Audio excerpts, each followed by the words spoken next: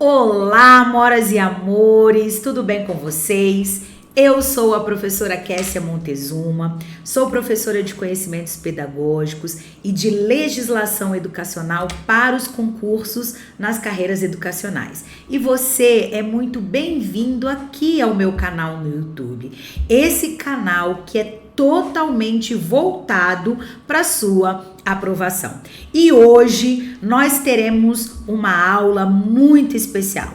Vamos tratar de temas de conhecimentos pedagógicos, resolvendo questões só de 2025. São questões que ainda estão quentinhas, saídas do forno, que acabaram de ser cobradas em concursos da área de educação. Veja bem, nós estamos em fevereiro, na metade do mês, né? E já temos aí uma quantidade enorme de questões, de concursos que já foram realizados e o mais importante, o seu concurso que ainda não chegou, você vai responder questões aqui comigo para estar preparado para gabaritar quando chegar a sua vez. Sabe por quê? Porque hoje, a partir deste pontapé inicial, esse ano vai ser o ano que o seu nome vai estar publicado no Diário Oficial. Então, não perde essa oportunidade, já pega aí o seu material que nós disponibilizamos com antecedência no nosso grupo do WhatsApp. Ah, Kessia, eu não faço parte do grupo do WhatsApp e nem do grupo do Telegram.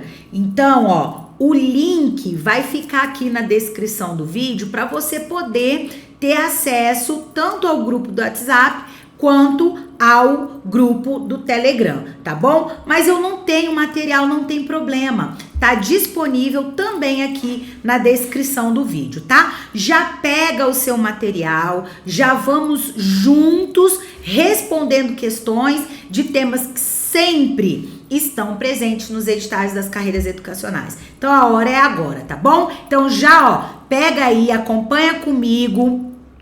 O material tá aí para você na tela, só questões de 2025. Vamos lá, vamos começando a primeira questão que traz o seguinte aqui pra gente: a interdisciplinaridade e a transdisciplinaridade, que são abordagens curriculares, são compreendidas como novas formas de organização curricular, em que o conteúdo escolar se apresenta fragmentado. Olha aí, gente, aqui nós já vamos logo respondendo, colocando que essa questão está errada e pelo um simples motivo, uma única palavra. Os conteúdos ou o conteúdo escolar se apresenta fragmentado de forma alguma. Tanto a interdisciplinaridade quanto a transdisciplinaridade, elas vieram justamente para mudar essa perspectiva, para mudar essa abordagem da fragmentação dos conteúdos, buscando a relação, a ligação entre esses diferentes conteúdos. Então, falou em fragmentação, falou em separação, falou em desarticulação, não combinam essas palavras nem com a inter e nem com a transdisciplinaridade, tá bom? Vamos lá, questão de número 2, ainda sobre esse tema que vem ocupando aí um grande espaço nos editais, nos conteúdos que são cobrados aí em provas. A interdisciplinaridade caracteriza a exposição de um conteúdo a partir de diferentes disciplinas.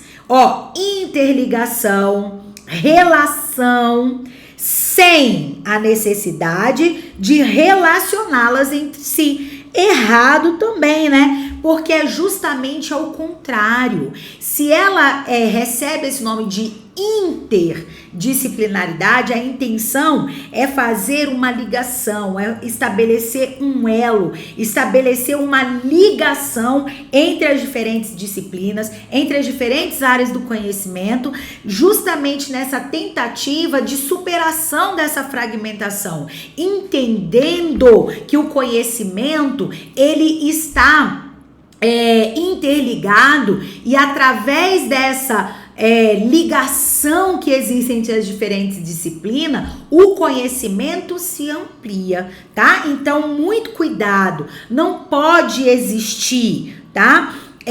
Quando se fala de inter e transdisciplinaridade, essa ideia de fragmentação, de separação, tá bom? Vamos lá, questão de número 3. A teoria curricular pós-crítica engloba dinâmicas de questões étnico-raciais, consideradas narrativas diversas e plurais, acerca de acesso e exclusão, riqueza e poder, que configuram o mundo contemporâneo. E essa questão 3, tá corretinha. Que assunto que nós estamos aqui respondendo nessa questão de número 3? São as teorias de currículo. A partir delas é que se estabelece que tipo de sujeito que se quer formar, para que sociedade esse sujeito será formado. Então, escolhe-se entre as 3 principais teorias de currículo, que são as tradicionais, as críticas e as pós-críticas, e a partir dessa definição é que a formação do sujeito vai ser buscada, certo? Então, nós temos essas 3. Quando a gente fala de um currículo que é estruturado a partir dessa teoria pós-crítica, é que essas questões vão ser consideradas. Por exemplo, ao que a enunciado da questão mencionou, as questões étnico-raciais, o acesso e a exclusão, a riqueza, o poder. E existem outras palavras que caracterizam um currículo que busca, ser desenvolvido, construído a partir dessa teoria. Quais são? Identidade, diferença, subjetividade, representação cultural, a própria cultura, gênero, raça, sexualidade, multiculturalismo. Então, quando a gente fala de um currículo que é baseado na teoria pós-crítica, todas essas questões são consideradas, tá bom? Então, por isso que a nossa questão de número 3 tá certinha. Vamos lá, questão de número 4, olha. As mudanças curriculares ocorrem no movimento quase sempre vertical, por vezes até dificultando o currículo formal, aquele pré-estabelecido pelos governos. Portanto, podendo dar lugar a outros tipos de currículo, conforme abaixo, identifique e marque a alternativa, o quê? Correta, para os itens 1 e 2. Então, vamos lá. Letra A. Item 1. Currículo em ação ou ativo, aquele que não é dito, embora seja carregado de sentido. Esse item 1 da alternativa da letra A, nós já vamos colocar que está errado, tá bom? E por que que ele está errado? Porque aquele que não é dito, embora seja carregado de sentido, não é o currículo em ação. Não é a manifestação do currículo em ação, e sim a manifestação de currículo oculto, ou ainda currículo implícito, tá bom? Então, não se associou o nome ao conceito próprio dessa manifestação. Então, por isso que está errado. Olha o 2, currículo oculto, o que acontece efetivamente na sala de aula. Aqui também está errado. Por quê, gente? Porque o currículo que efetivamente acontece em sala de aula é o chamado currículo real, currículo em ação, ou ainda essa nomenclatura de currículo o quê? Ativo. Então, o que a letra A trouxe pra gente? A inversão dos conceitos. O que era oculto foi colocado como sendo em ação, e o que é em ação foi colocado como currículo oculto. Então, houve uma inversão dos conceitos. Então, por isso, a letra A não pode ser o nosso gabarito, tá bom? Vamos lá, letra B. Currículo em ação. O que acontece teoricamente na sala de aula. Vamos lá, currículo em ação que acontece teoricamente na sala de aula. Teoricamente, não, assim, eu posso analisar, vamos ficar um pouquinho com calma aqui nesse teoricamente, tá?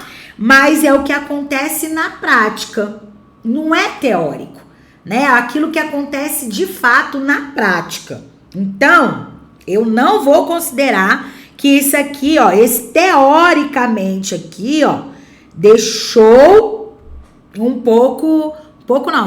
deixou essa questão, essa definição errada. Se é o que acontece de fato em sala de aula, não é teoricamente, né? 2, currículo oculto ou ativo. Aquele que é dito, mas que não tenha tanto sentido. Ó, aqui tem duas coisas erradas aqui, tá? E a gente já pode colocar aqui que tá errado.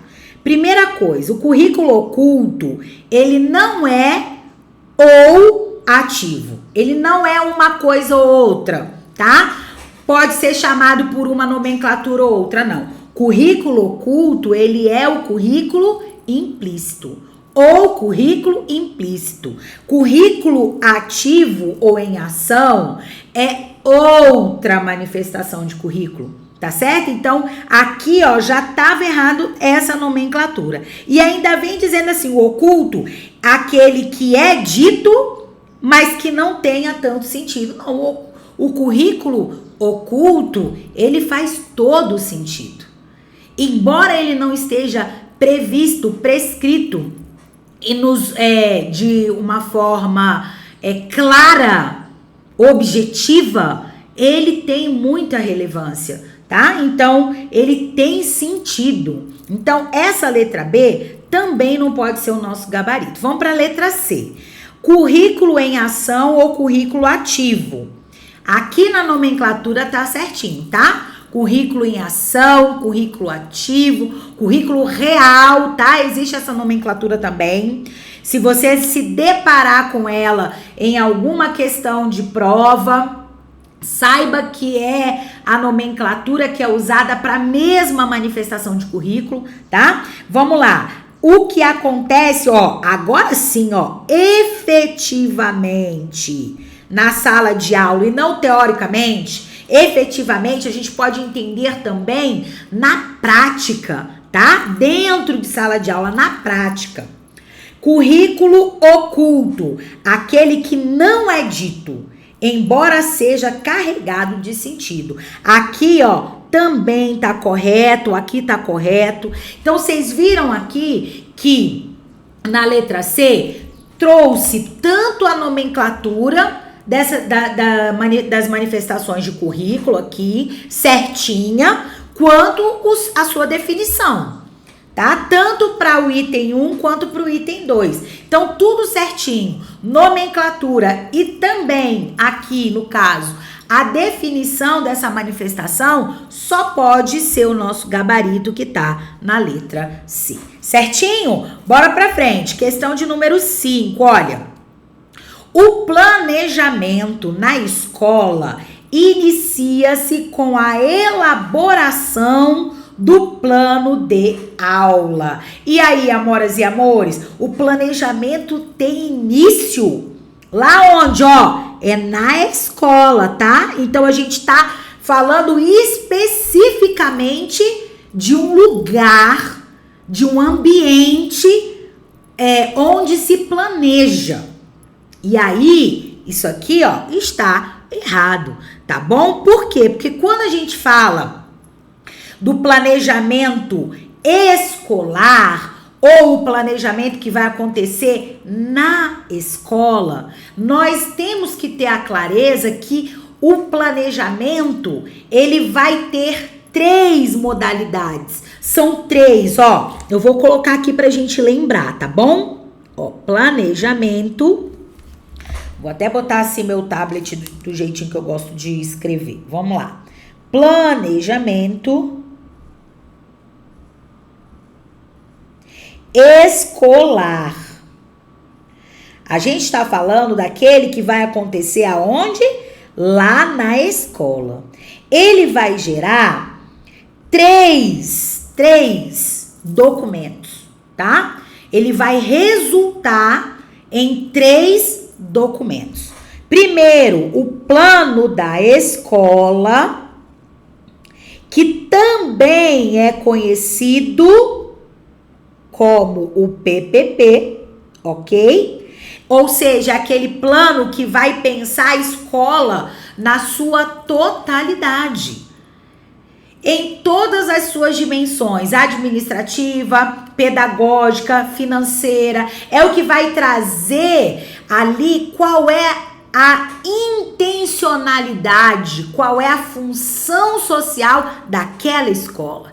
Que sujeito que se pretende preparar, formar, forjar para uma determinada sociedade, que vai considerar as características próprias daquela comunidade escolar. Então, percebe que ele é bem amplo? Então, o planejamento na escola, primeiro, ele precisa ser pensado nessa dimensão. Ou seja, pensando a escola na sua o quê?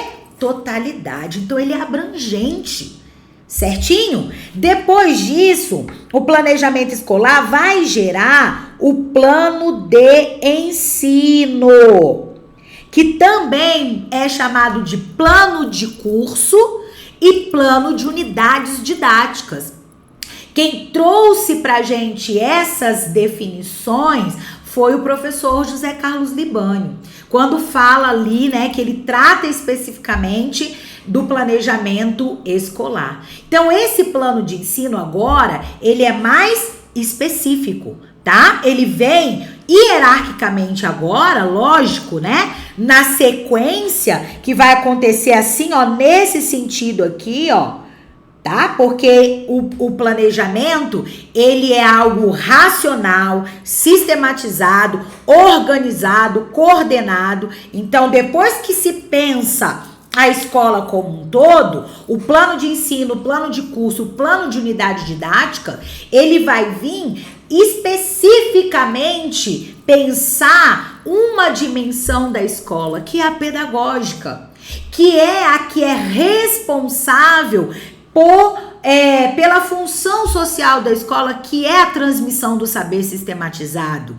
Então, nessa perspectiva, nesse sentido, esse plano de ensino, ele vai definir objetivos gerais e específicos, ele vai trazer os conteúdos, ele vai trazer os métodos, ele vai trazer a avaliação, todos os componentes que são do processo de ensino-aprendizagem vão estar presentes dentro desse plano, definido dentro desse plano, para que possa se trazer aí a sistematização da transmissão desse saber, tá certo? Então, ele agora não é mais a escola como um todo, e agora sim essa dimensão pedagógica.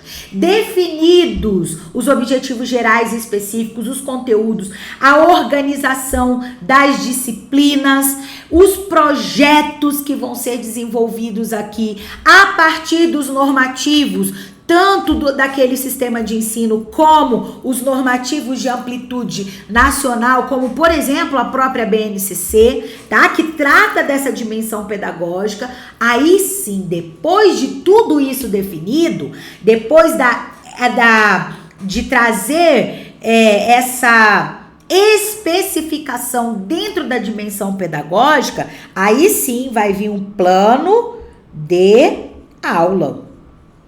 Aqui, ó, é onde vai ocorrer a relação professor-aluno. Aqui nesse plano de aula é que vão ser definidos de fato o que vai ser transmitido dentro da sala de aula, a partir do que ficou definido nos outros 2 planos. Entende, amoras e amores? Então, o planejamento da escola não pode começar pelo plano de aula, por esse documento importante elaborado pelo professor, para uma aula ou um conjunto de aulas que a gente denomina, né, e conhece. Quando eu falo a gente não, né, mas que é conceituado como sequência didática, entendeu? Então não pode começar por ele não. Então vai seguir essa hierarquização no sentido da sequência lógica, organizada, estruturada, e dentro desse planejamento, o plano de aula ele vai ser o último a ser elaborado, tá? Porque ele necessita, dentro da sua estrutura, que os 2 outros planos já tenham sido elaborados, tá bom? Certinho? E aí, ó, eu quero te convidar para você aprofundar o seu conhecimento a respeito desse assunto e de muitos outros assuntos que são abordados na minha plataforma de estudos, a Pedagogia Total. Coloquei aqui para vocês, ó, tá vendo? Você pode mirar aí a câmera do seu celular para esse QR Code para poder adquirir o seu acesso a todos esses conteúdos, inclusive esse que a gente começou a tratar, que é o planejamento.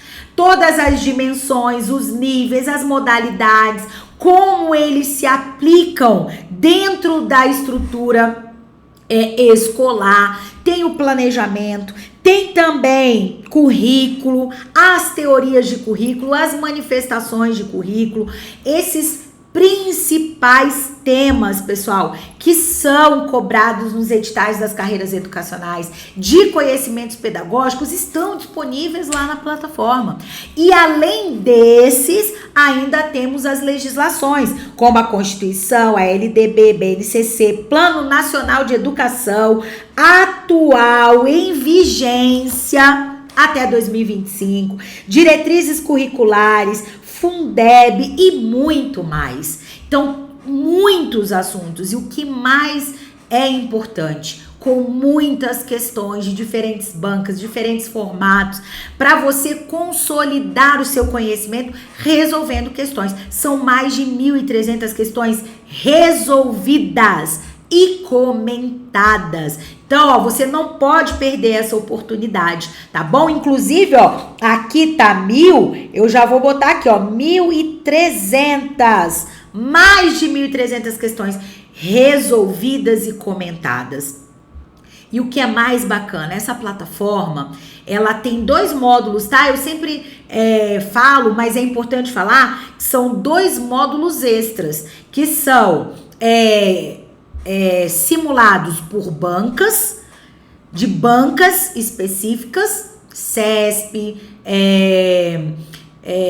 agora deu um branco, mas as bancas, tá? As bancas que costumam fazer aí os concursos para as carreiras educacionais, tá bom?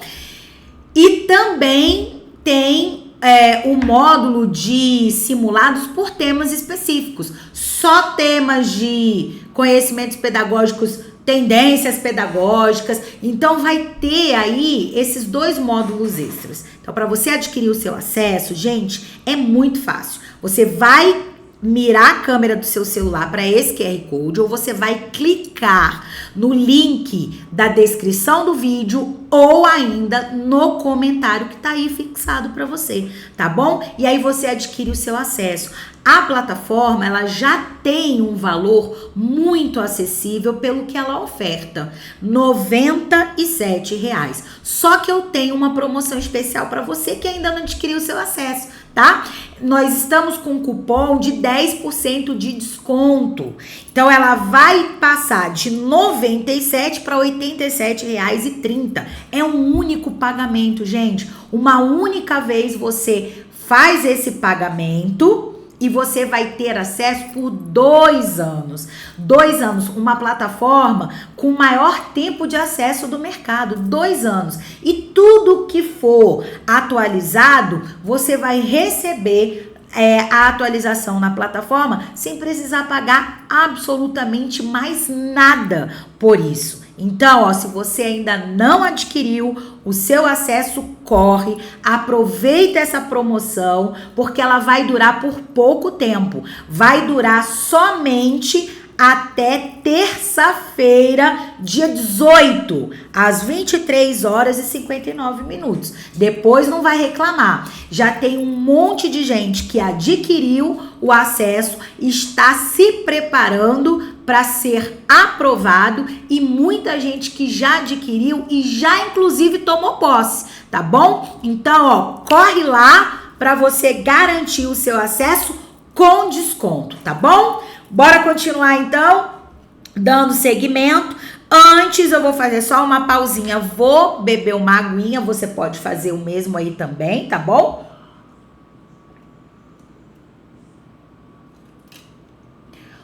Dá uma hidratadazinha, porque vamos seguindo para resolver nossas questões de hoje. Questão de número 6, olha lá. O plano de ensino, ó, você já teve aí, ó, uma breve exposição do que ele é. Então, ó, o plano de ensino consiste na descrição de um roteiro para cada aula, ó, cada aula. Ou seja, é um documento de uso cotidiano que indica as estratégias de ensino e os métodos avaliativos. E aí, meus amores, o que você vai responder aqui depois dessa exposição que eu coloquei para você? Vai colocando aí a sua resposta no comentário, que eu quero ir vendo o que vocês estão colocando, tá bom? E nesse caso aqui, a nossa questão de número 6, ela tá errada, tá bom? Porque para cada aula, ó, cada aula, ou um conjunto, que é o máximo, tá? Conjunto de aulas que nós conhecemos aí como sequência, aqui ó, sequência didática. Quem que é? É o plano de ensino? Não, é quem? Plano de aula, amoras e amores. Por isso que essa questão de número 6, ela tá errada, tá bom? Vamos lá, avançando, questão de número 7, ó. Segundo Vasconcelos, 2012, o planejamento escolar não, ó, tá bem grande, não é letra A, processo contínuo e global, para ele é. Então, ó, correto, aqui tá correto. Ela quer, a questão quer o que não é, segundo esse autor, tá? O Celso Vasconcelos, que também é um autor especialista quando o assunto é planejamento, tá bom? Vamos lá. Para ele, o planejamento escolar é sim um processo contínuo e global. Letra B, produto subjetivo, individual e provisório. Ah, sim. Aí sim, na nossa questão de número 7, ele considera sim que o planejamento não é um produto subjetivo, não é individual. O planejamento qual? O escolar, tá? Não é individual e também não é provisório. Então, são características que ele destaca que não estão presentes no planejamento escolar. Portanto, o nosso gabarito da questão 7 é a letra B, certinho? E aí, ó, é importante a gente entender também que quando o Vasconcelos fala do planejamento escolar, ele traz ali uma frase que precisa ficar internalizada, porque esse conceito dado por ele é cobrado pelas questões de prova de diferentes maneiras, tá? De diferentes formas. Quando ele fala de planejamento escolar, ele entende que, ele define que planejamento escolar, ele é algo permanente. Em que sentido? Permanência de que deve sempre, sempre, sempre acontecer. E eu costumo dizer nas minhas aulas, tanto presenciais quanto online, aqui no canal, que eu já fiz várias aulas sobre planejamento, já resolvi várias questões sobre esse tema, dizer que não existe uma ação docente sem que haja planejamento. Gente, isso não existe. Na escola, dentro do ambiente escolar, não existe deixa a vida me levar. Não existe essa máxima do Zeca Pagodinho, não. Deixa a vida me levar. Vida leva eu. E vamos fazendo as coisas conforme dá aí e as circunstâncias aparecem. Isso não existe, tá bom? Em educação, em escola, exige-se planejamento, tá? Então, por isso que quando ele afirma que o planejamento escolar é algo permanente, é nesse sentido, de que ele não pode deixar de acontecer. E quando ele fala do plano, que é um produto do planejamento, ele traz aí, ele diz que enquanto produto, ele é provisório. Por quê? Porque ele precisa ser alterado, ele tem essa característica do dinamismo que precisa ser alterado. O mesmo plano, ele não pode ser reproduzido durante anos e anos e anos e em diferentes momentos. Por quê? Porque a escola é dinâmica, a sociedade é dinâmica e esses planos eles devem refletir esse movimento que a escola efetivamente tem, tá certo? Então, enquanto registro, né?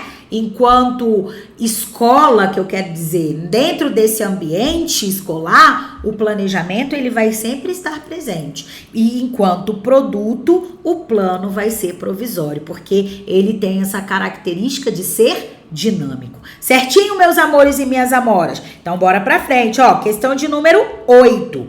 Para construir o PPP, que você sabe que é projeto político pedagógico, a direção da escola deve nomear uma comissão de professores comprometidos com a gestão. E aí, né, obviamente, nós vamos marcar que essa questão de número 8 tá errada, tá? O PPP é o plano da escola. É aquele documento que a gente mencionou, que é geral, que é amplo, que vai trazer a identidade da escola, daquela comunidade escolar, tá certinho? Então, para a elaboração desse documento, todos os segmentos da escola devem estar representados, devem participar ativamente e não só uma comissão de professores. E o comprometimento da comunidade escolar não deve ser com a gestão e deve ser sim com o ensino que vai ser ministrado, com aquilo que vai ser a proposta de formação.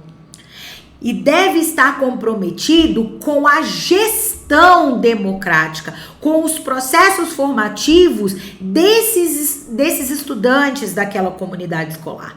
Então, não é comprometimento com gestão, e sim com o ensino que vai ser ministrado dentro daquela instituição, tá bom? Então, por isso que tá errado. Vamos lá, questão de número 9, ó. A dimensão política do projeto político quer dizer, do projeto pedagógico, caracteriza-se justamente pelo seu caráter pedagógico certinho, tá? Lembrando que a dimensão política, que eu vou botar bem aqui, ó, que é diferente, lembra desse sinalzinho da matemática? Política é diferente de partidário ou partidária. A dimensão política não tem nada a ver com partidário. Não tem a ver com a ideologia de partidos políticos. Não tem a ver. A dimensão política, ela é aquela dimensão que vai buscar a formação do sujeito. Um sujeito crítico, reflexivo, consciente do seu papel individual como sujeito, mas sem desconsiderar que ele está dentro de uma o quê? Coletividade, de uma sociedade.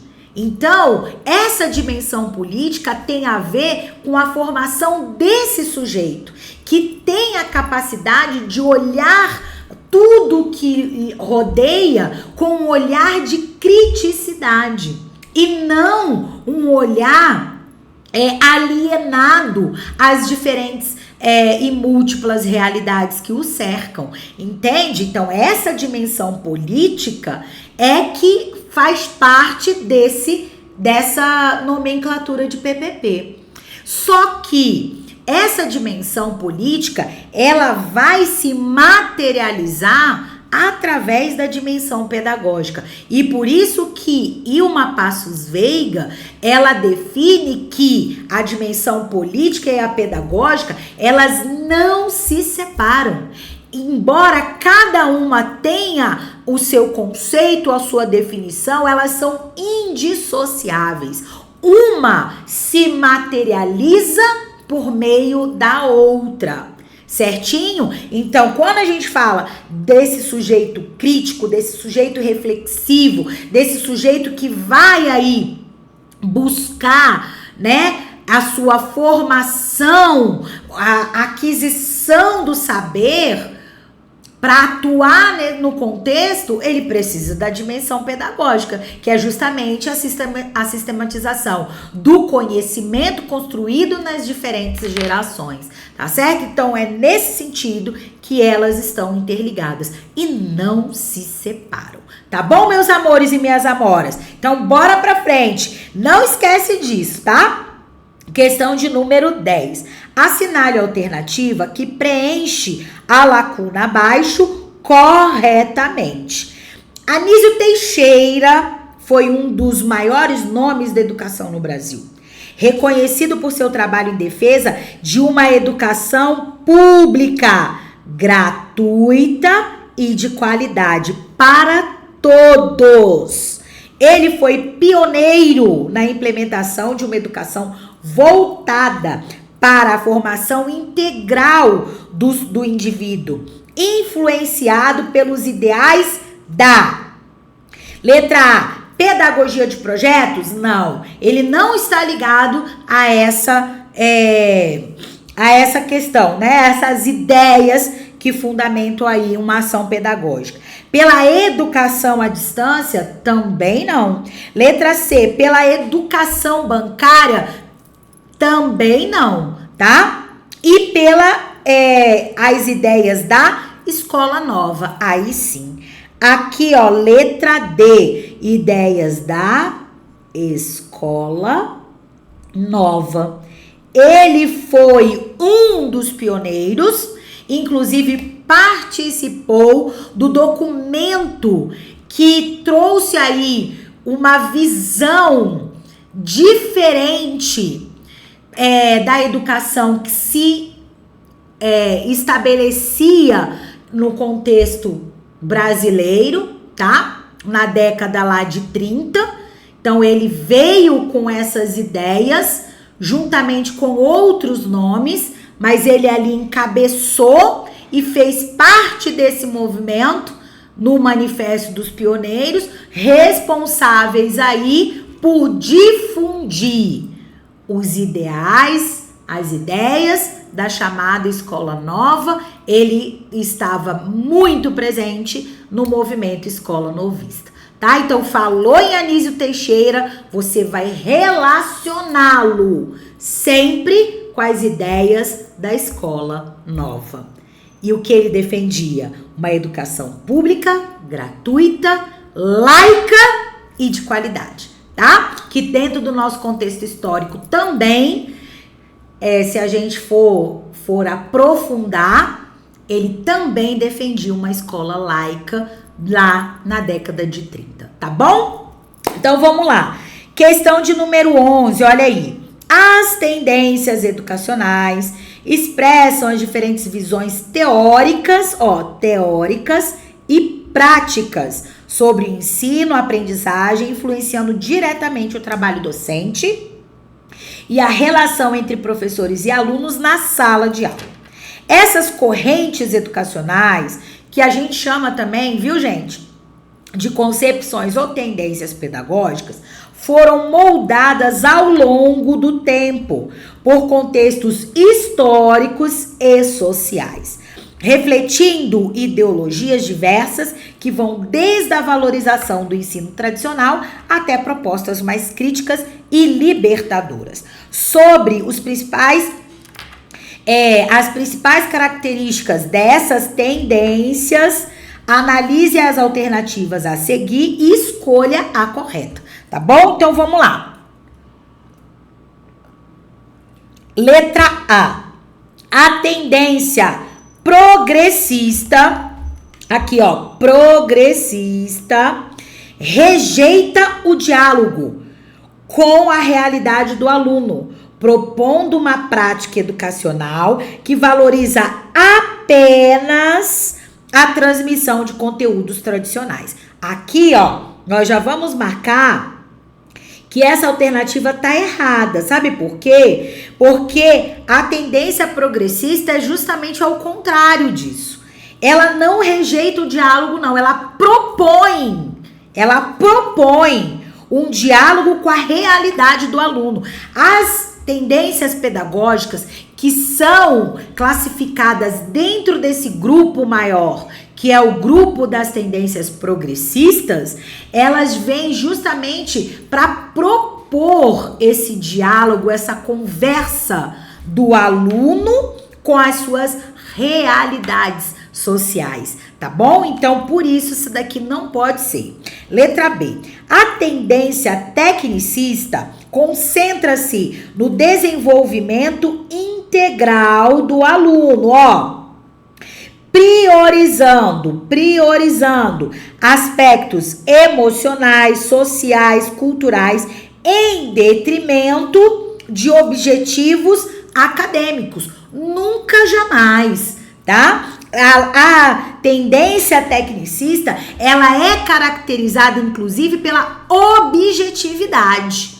É uma das características que a tendência pedagógica liberal tecnicista tem, tá? Como o papel da escola, rejeitar todo tipo de subjetividade. Então, quando você fala em aspectos emocionais, existe aí uma subjetividade. Por quê? Porque cada sujeito tem as suas características, inclusive suas características emocionais. E a tecnicista não leva nada disso em consideração. Ela não prioriza nada disso, pelo contrário, tá? Ela afasta todo e qualquer tipo de subjetividade, certinho? Então, jamais poderia estar correta essa afirmação em relação à tendência tecnicista. Inclusive, se você ainda tem dúvida sobre tendências e concepções pedagógicas, lá na plataforma existem aulas que abordam assim de forma minuciosa cada uma dessas tendências pedagógicas e suas características, tá? Então, ó, não esquece dessa dica de milhões. Letra C. A tendência tradicional, destaca o papel central do professor como transmissor de conhecimento, utilizando a memorização, que é um dos pressupostos da aprendizagem, como estratégia predominante no processo de ensino. Tudo correto aqui, ó, certinho. Então, se tá correto tudo, a questão de número 11, o nosso gabarito, é a letra C, tá bom? A questão de número 11, nosso gabarito é a letra C. E aí, ó, quando a gente fala de tendências pedagógicas, o que você precisa saber? Você precisa saber que elas estão classificadas segundo o autor José Carlos Libânio, porque também existe a visão de dois outros autores que são muito cobrados em prova, que é o Demerval Saviani e o Lucchesi, que elas estão classificadas segundo o Libânio em dois grandes grupos, liberais e progressistas. Dentro de cada um desses grupos estão as tendências pedagógicas. Além de estarem classificadas dentro desse grupo por possuírem características em comum, cada uma delas traz a sua própria característica, suas próprias características, que trazem aí as suas especificidades. Quanto ao papel da escola, os pressupostos da aprendizagem, os conteúdos, a relação professor-aluno, os principais autores, são vários aspectos que você precisa dominar de cada uma dessas tendências, porque eles são cobrados em prova e você precisa dominar tudo sobre essas tendências pedagógicas. Ah, Kessia, mas eu acho esse assunto tão difícil. É difícil porque você ainda não se aprofundou em estudar esse conhecimento. E quer se aprofundar, é só acessar aí a plataforma, tá bom? Porque lá eu aprofundo e aprofundo na mais profunda das profundezas. Brincadeira, tá, gente? Mas a gente traz aí uma abordagem muito detalhada sobre esse tema que é tão importante, tá bom? Vamos lá, ó. Questão só de 2025. Na sua prova vai ser cobrado tendências e concepções pedagógicas, tá bom? Questão de número 12, ó, número 12. Para Jean Piaget, ó, quando a gente fala de Jean Piaget, nós estamos falando do tema teorias da aprendizagem, tá? E nós temos aí um dos autores que certamente é cobrado quando o assunto são as teorias da aprendizagem, é o Jean Piaget, tá? Então, para ele, ó, o conhecimento pode ser concebido como algo inato, lembrando que inato é que nasce com o sujeito. Sabe por que essa daqui, ó, errado, não pode ser atribuída a Jean Piaget? Que aí, se você pegar já logo de cara que Jean Piaget é um autor que está relacionado com a teoria interacionista do desenvolvimento, você já não vai errar. Porque ele não, inato, são aqueles autores que consideram que o sujeito já nasce. Os autores que estão dentro da teoria inatista do conhecimento. Já nasce com aquilo, né? E, inclusive, a gente já usa expressões para tratar desses sujeitos ou desses autores que defendem o inatismo, como ele nasceu assim, vai crescer assim, vai morrer assim. Então, pau que nasce torto, morre torto. Então, são ditados populares que a gente usa para se referir a essa teoria. E Jean Piaget não pertence. Aí você lembrar que Jean Piaget é um autor que é classificado dentro da teoria do interacionista, você já não erraria, não marcaria de jeito nenhum a alternativa da letra A. Letra B. Pode ser concebido conhecimento, segundo Jean Piaget, pode ser concebido como resultado de simples registro de percepções? De jeito nenhum. Letra C. Pode ser concebido como resultado de simples registro de informações, de percepções? Também não. Só restou o que? A letra D. Ele é resultado, olha só, gente, das ações e interações do sujeito com o ambiente onde vive. Então, trouxe aí características que são próprias da teoria do quê? Interacionista. Teorias interacionistas. Então, por isso ele é classificado um autor dentro dessa vertente teórica, tá? Então, 12, letra D. Vamos lá. Questão de número 13, ó. A teoria sociointeracionista de Vygotsky destaca o conceito de zona de desenvolvimento proximal, a ZDP.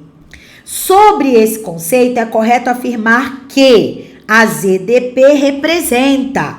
Vamos lá. Aí, ó, é outro autor que quando fala de teorias da aprendizagem, ele vai estar presente.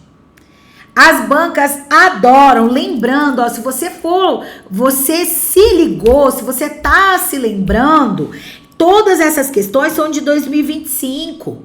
Questões que já foram cobradas. Esse tema certamente vai estar presente na sua prova e você precisa dominar, tá? Então, um dos pontos da teoria de Vygotsky que é cobrado muito em prova são as chamadas zonas de desenvolvimento que ele trata, que ele conceitua, tá bom? Então aí a ZDP para ele é o quê? Um conjunto de habilidades que a criança já domina sozinha? Não, isso aí ele chama de zona de desenvolvimento real. É aquilo que a criança já sabe fazer sozinha, tá? Então, não pode ser a ZDP. O nível de desenvolvimento que a criança alcança com a ajuda de outros. Aí sim, aqui é o conceito de zona de desenvolvimento proximal.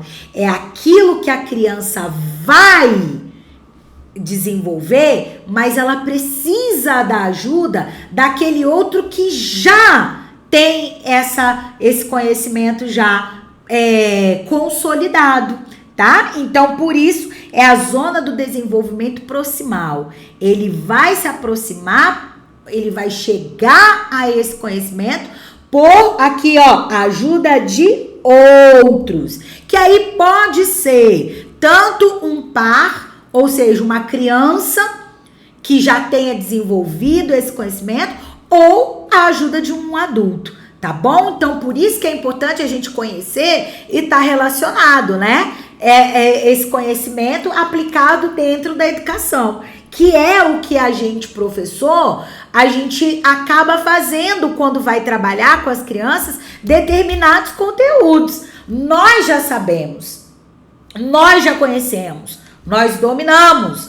E aí, a gente auxilia essa criança a adquirir esse conhecimento, tá? Então, ele vai estar nessa zona, onde ele vai alcançar um conhecimento com a ajuda de outro, seja uma outra criança ou um adulto, tá bom? Certinho? E aí, quando a gente fala de Vygotsky, você precisa dominar a conceituação do que é zona de desenvolvimento real, zona de desenvolvimento potencial e a zona de desenvolvimento proximal, tá bom? Vamos lá, questão de número 14. Segundo Vygotsky, qual é o papel da linguagem no desenvolvimento cognitivo?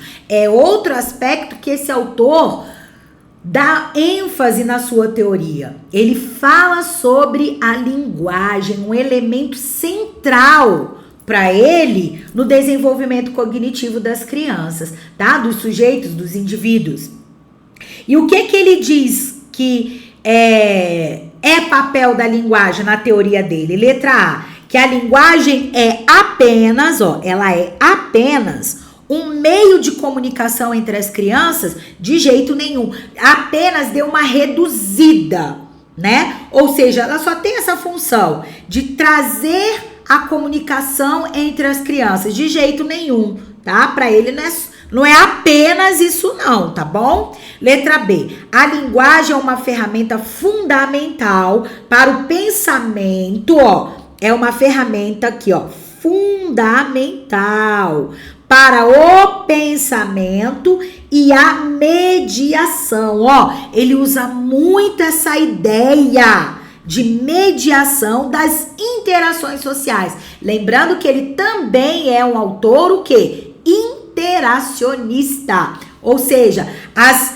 interações sociais possuem para ele, na teoria dele, um papel relevante, sendo central, a linguagem sendo central no processo de aprendizagem. E aí, né, meus amores? Certinho. É exatamente isso que ele entende que é o papel da linguagem no desenvolvimento cognitivo. É o que ele defende na teoria dele de aprendizagem, tá bom? E questão de número 15, ó, pra gente fechar, né, amores e amores, o nosso simulado de hoje, as nossas questões de hoje sobre conhecimentos pedagógicos, só questões de 2025. Olha só, de acordo com a teoria de Jean Piaget, ó, o desenvolvimento humano divide-se nos seguintes períodos, ou ainda, pessoal,